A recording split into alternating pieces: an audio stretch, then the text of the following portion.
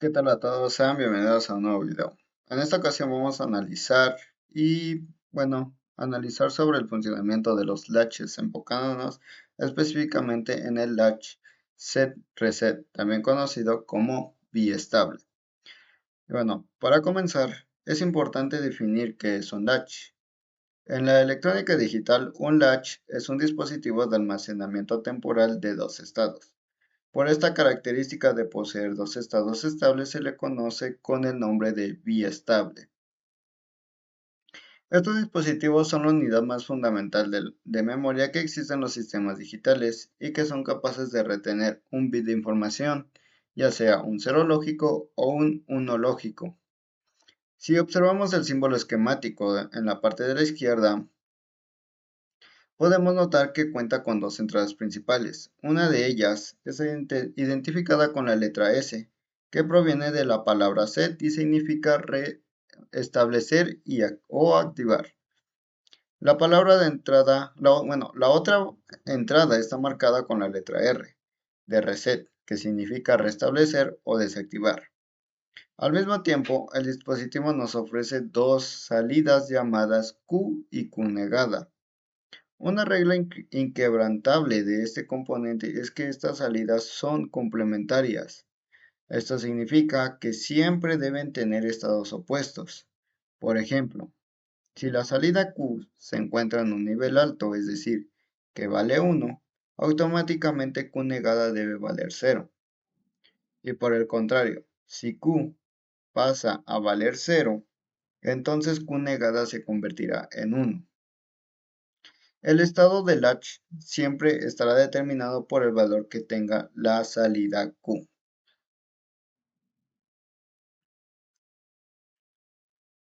Para entender cómo un circuito puede recordar un valor, necesitamos mirar su construcción interna. Este latch está construido por dos compuertas NAND que se cruzan entre sí. Es decir, la salida de una compuerta se conecta directamente a la entrada de la otra compuerta, creando un lazo de retroalimentación. Y en este video pues analizaremos el caso en específico de un latch SR con entradas a nivel bajo, que es el que se observa en la parte de la derecha.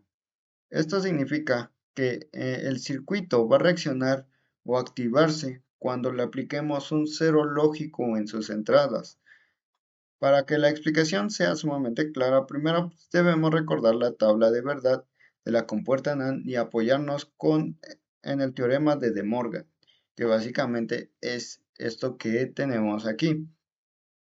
Y gracias a lo que es el teorema de De Morgan, sabemos que una compuerta NAND es exactamente equivalente a una compuerta OR negativa, es decir, una compuerta OR que tiene inversores en sus entradas. Si analizamos la tabla de verdad de este comportamiento, descubriremos dos reglas de oro que usaremos durante todo el video, las cuales son: la regla número 1, la salida de la compuerta será 0, o es decir, nivel bajo, únicamente cuando ambas entradas estén en nivel alto.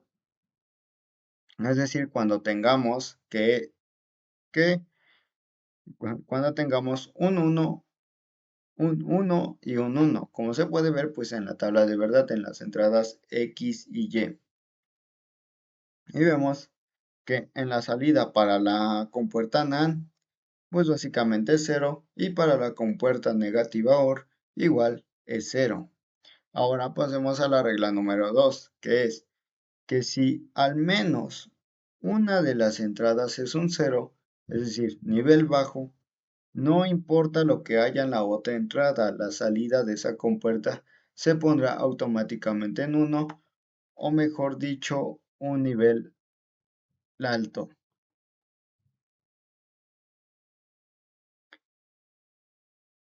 Eh, pues básicamente recordar esta regla pues es de gran importancia, ya que, y ya para resumir, es que si un 0 a la entrada de estas compuertas, fuerza pues básicamente un 1 a la salida. Ahora pues vamos a comprobar el comportamiento interno paso a paso. Nombremos a la compuerta superior como G1, encargada de la salida Q, y a la compuerta inferior como G2, encargada de la salida Q negada. ¿Qué pasa si queremos activar el H? Como es de nivel bajo, para activar, ahora sí que para activar el estado de set, debemos aplicar un 0 en la entrada de set, o sea, S, y mantener un 1 en la entrada de reset. En este caso, pues es R. Apliquemos el flujo lógico. Al entrar un 0 directamente a la compuerta G1, recordemos nuestra regla de oro. Cualquier 0 en la entrada fuerza la salida a 1, por lo tanto, la salida Q se convierte inmediatamente en 1. Este 1 viaja a través del cable de retroalimentación y se introduce a una de las entradas de la compuerta inferior G2. Ahora, si miramos las entradas de G2, tenemos el 1 que viene de la entrada R y el 1 que acaba de llegar por la retroalimentación. Como ambas entradas de G2 son 1, la tabla de verdad nos dice que su salida Q negada será obligatoriamente 0. Este 0 de Q negada vuelve a subir por la retroalimentación de G1 forzando el 0 que ya tenemos en la entrada S. Este ciclo se repite de forma infinita y se estabiliza de manera autónoma. Entonces, hemos logrado que Q valga 1 y Q negada valga 0. El H, pues básicamente se encuentra oficialmente en el estado de set.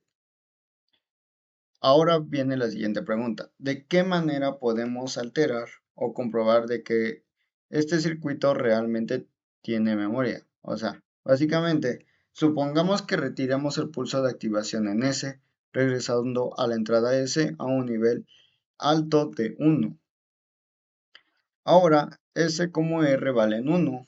Si hacemos el seguimiento, o sea, el 0 que teníamos retenido en Q, negada sigue retroalimentando a G1.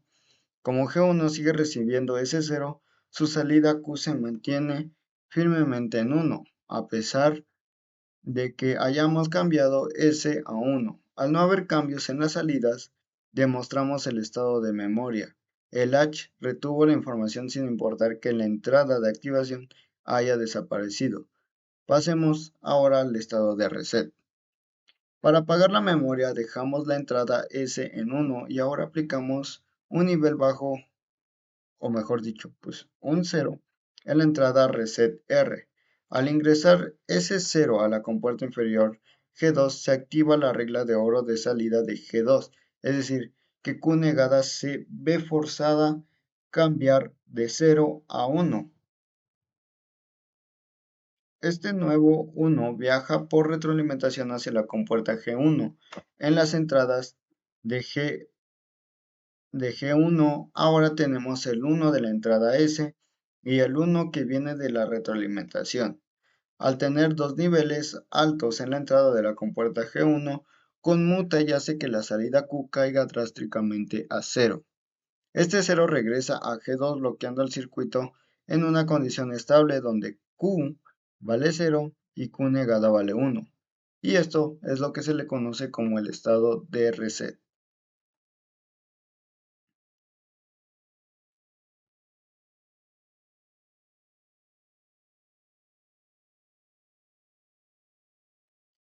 Antes de concluir con el análisis de las combinaciones, nos falta mencionar qué ocurre si ponemos ambas entradas S y R en nivel bajo, es decir, 0 y 0 al mismo tiempo. Si aplicamos un 0 en S y un 0 en R, la regla se aplica de forma paralela en ambas compuertas. Al 0 de arriba forza a Q a ser 1 y al 0 de abajo forza a Q negada a ser 1.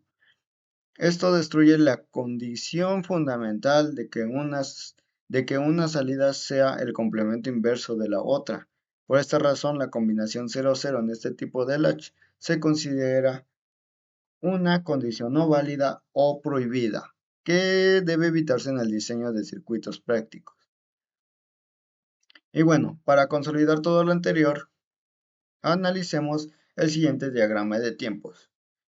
Eh, Imaginémonos que las señales S y R van cambiando a lo largo del tiempo como ondas lógicas. Inicialmente, las señales se encuentran en reposo en nivel alto, o sea, 1. En la primera línea punteada vemos el instante exacto en que la señal S cae a nivel bajo, 0. Como observamos en la gráfica inferior, la salida Q corresponde levantándose a un nivel alto. Posteriormente, la entrada S regresa a nivel alto, pero la salida Q no cae, se queda arriba, reteniendo el dato gracias al efecto de la memoria.